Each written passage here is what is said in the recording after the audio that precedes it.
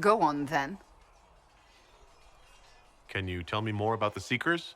The Seekers of Truth were born from the original Inquisition long ago, when it united with the Chantry. Seekers stood above the Templars, watching over them but also investigating magical events they couldn't handle. We were meant to be incorruptible, above reproach. How seldom does reality match the ideal?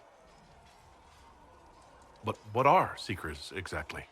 Those who know anything of us think we are Templars. We do not use lyrium, however. Our abilities are different, as was our original purpose. We disciplined the Templars and were accountable only to the Divine. And not even her, truthfully.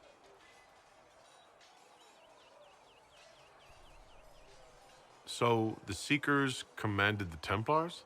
No, the Order didn't assume command until after the rebellion. The Templars have always feared us. When a Seeker arrived at a circle, they knew trouble was afoot. That kind of power is troubling. You begin to think you are the only one who can solve the world's problems. If you don't see a problem, it doesn't exist. If someone insists it does, they are the blind ones.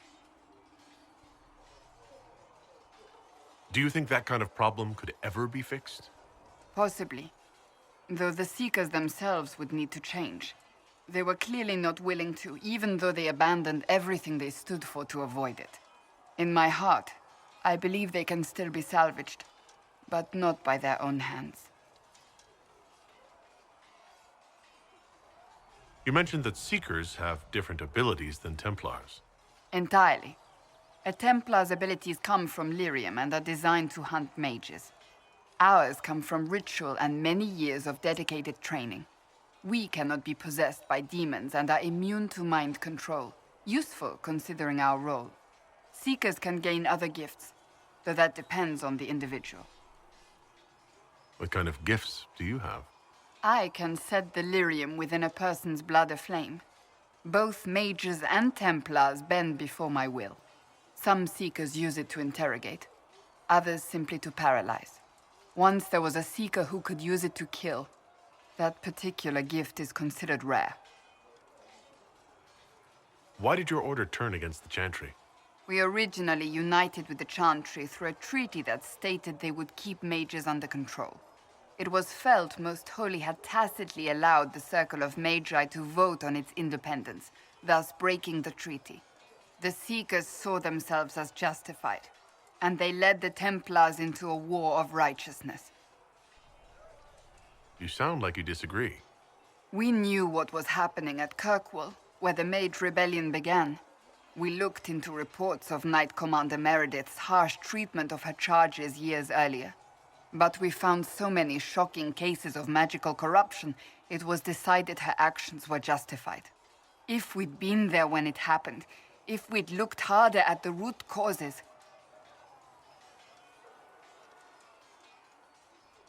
You seem to care a great deal about it. Too much, if you ask the rest of my order. When faced with a problem, the Seekers would close ranks and crush it. We would find an answer, but only once we felt we weren't being coerced.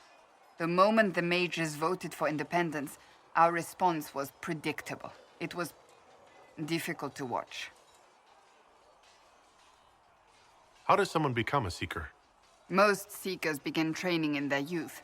I was much older, an exception due to my noble birth.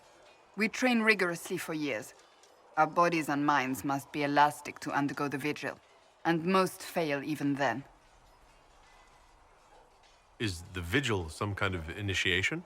It is the rite every Seeker must go through in order to summon their gifts. A full year of fasting, prayer, and separation from all distractions, including other people. We empty ourselves of all emotion, focusing only on the purity of our devotion. And the moment it finally ends, it's wonderful. Faith realized. I cannot put it into words. Was it some kind of magic? I don't fully understand it, to be honest. If the vigil was not so arduous, I'd say more should attempt it. What if mages never needed to fear possession by demons? I'm told it is impossible, however. I suppose I'll never know the truth of it now. I've no more questions.